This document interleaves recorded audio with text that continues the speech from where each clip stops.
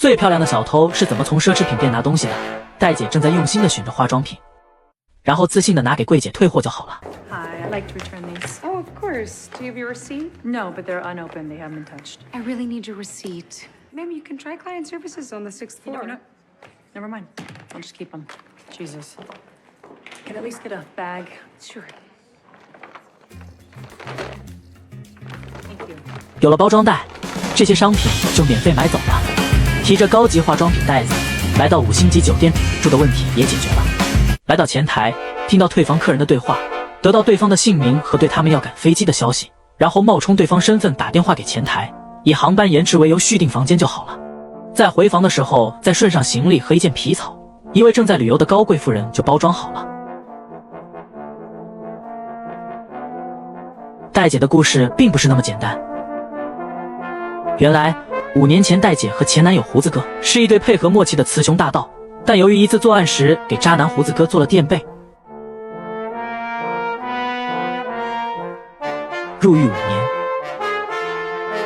想法很简单，这次出来就是要干一票大的，好翻身，顺便报个仇。这次的目标就是价值1.5个亿的钻石项链杜桑。既然是个大计划，肯定要搭建自己的团队了。戴姐先找到自己的好闺蜜金姐，金姐是行业内顶级的情报专家 HR。然而项链已经尘封在地下保险柜多年，想要拿到它，必须先把它请出来。戴姐瞄准了数周后的一个大型酒会，计划第一步就是让大明星达芙妮带着杜桑出席。为了达成这个目的，戴姐需要一位给达芙妮设计酒会时装的设计师。根据金姐的推荐，他们找到了负债累累的设计师静静入伙。通过2次的见面炒作，静静成功的成为了达芙妮的设计师。在静静的洗脑下，达芙妮决定借用杜桑项链参加酒会。接下来，静静借着验货的机会拿到了杜桑的全息数据。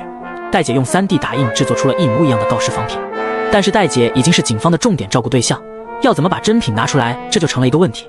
这么名贵的项链，主办方一定会派最好的保镖随行，而且酒会场地里到处都有摄像头，需要解决这2个问题，我们还需要其他伙伴。全世界最好的保镖，满是摄像头的酒会场地，要在这样的场合，在大美女身上偷到价值1.5个亿的钻石项链，看这些美女们是怎么悄无声息地做到的。为了对付满场的摄像头，金姐拉来了黑客高手脏辫妹。辫妹查看了安全主管的朋友圈，发现对方竟然是个十足的狗奴，在社交平台上做了一个钓鱼网页，再盯了一下对方，这不分分钟就上套了。在男人享受着撸狗的同时，辫妹已经控制了他的电脑。辫妹拿到场地所有监控的位置，巧妙地安排了所有监控盲区，方便行动。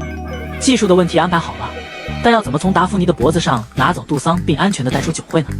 显然3个人肯定不够，金姐又找来了手速极快的魔术手小偷、珠宝切割专家应姐，还有走私商人小美来处理最后切割好的商品。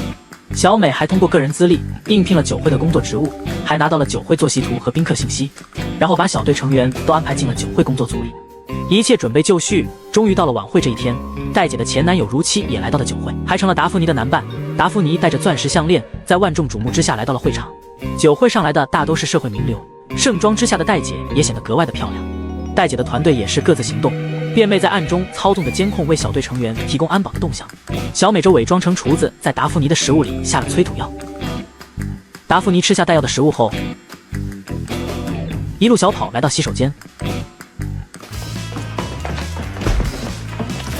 而等在厕所门口的戴姐以这里是女厕为由，拦下了随行的保镖。而在厕所等待的小偷一边安慰达芙妮，一手就顺走了项链，并在厕所门口的监控盲区把项链放到了服务生的餐盘上，带回了厨房。在这里等候的应姐从水里捞出了项链，然后带到了厨房的洗手间，这里早已被改装成了一个工作间。见到走出厕所的达芙妮，保镖们才发现项链丢失了。不愧是最好的保镖，他们一边维持现场秩序，一边地毯式的搜索着项链，眼看就要找到厨房的应姐。这里的项链切割只完成了一半，小美直接启用了应急方案，拿出了制作好的锆石项链。危机解除，酒会恢复。应姐的动作很娴熟，很快就把杜桑拆解，再由小偷分发给大家。好一招瞒天过海！原来杜桑项链被一分为7，会场里也多出来7位盛装美女，戴着各色手链、项链、耳环等钻石首饰，闲庭信步地走了出来。她们自信而且优雅。第2天，杜桑回到金库，专家发现项链被调包了，赶紧找来保险公司的调查员小胖介入。这个小胖是个狠人，他的调查很有可能会找到戴姐一行人。另一边，众人完全不知麻烦可能会找上门，正在分赃时，达芙妮居然找上了门，并警告他们：5年的牢狱之灾，价值1.5亿的钻石项链不翼而飞，被盗人竟然是小偷的帮凶，一个厉害的克星人物出现了，这次真的是一个大麻烦。7位美女应该如何应对？众人正在愣神时，戴姐解释道：“不用慌，自己人。”原来静静的拙劣演技早就被达芙妮发现了，达芙妮选择将计就计，但是这一切哪里逃得过戴姐的眼睛，干脆直接就拉达芙妮入伙，配合他们在酒会上的行动。原来有了达芙妮的入伙，才让行动这么顺利的进行。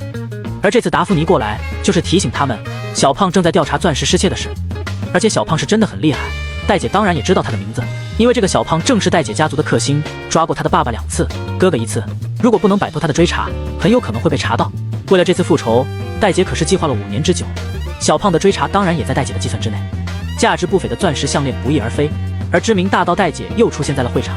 戴姐当然知道自己肯定是重点怀疑对象，但是案发的时候，戴姐出现在了会场的各处摄像头下，形成了完美的不在场证明。但是聪明的小胖还是没有消除对他的怀疑，戴姐干脆主动找到小胖，提供失窃线索。戴姐说是宴会当晚达芙妮的男伴，渣男胡子哥所为。小胖当然不会放过这一个重要的怀疑对象，但是他现在将信将疑，说要证明这一点需要证据。证据吗？戴姐当然会给他。这边达芙妮正在和渣男约会，他们正准备玩点新花样。他把渣男绑在床头，走出房间，拿出了切割好的钻石一部分，放在渣男领带上，拍好照片发了过去，渣男偷钻石的证据就有了。第二天，渣男被警察带走了。为了坐实渣男的犯罪事实，戴姐还将卖钻石的部分赃款用不同账户汇到了渣男的户头，就此复仇计划成功了。就在庆功的时候，发现了一个小问题，为栽赃渣男花掉了1半的费用，这样就分不到当初给美人承诺的1600W。戴姐微微一笑：“你们以为我费这么大的劲就只为了那一条项链吗？”她缓缓地打开了冰箱门，这时简直晃到了众人的眼睛，满满一冰箱的珠宝。原来杜桑只是计划的一部分。你好吗？戴姐早就招募了种花家的跑步高手。可以吗？可以。那天趁着封锁会场找杜桑时，由戴姐拖住安保人员，再由颜潜入，给会场所有的珠宝首饰来了一个大换血。看着琳琅满目的各样首饰，戴姐缓缓地报出了数。这次每人分到的不只是1600W，而是每人3830W。最后7位美女都分到了钱，过上了美好的幸福生活。这个故事告诉我们，千万不要惹女人，尤其是高智商的大美女。